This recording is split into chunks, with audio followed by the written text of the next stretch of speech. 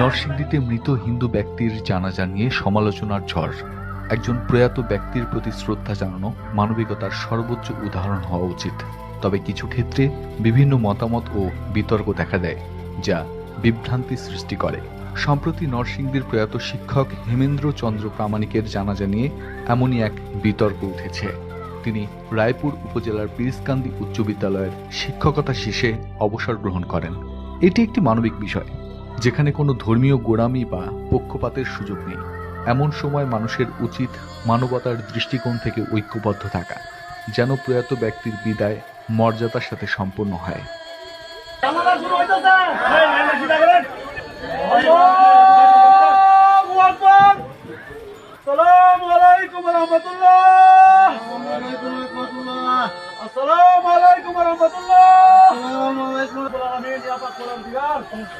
আমরা প্রতিবল গুণাগার বান্দা একজন দিনের অলিকে নিয়ে তোমার দরবার হাত পাতাছি।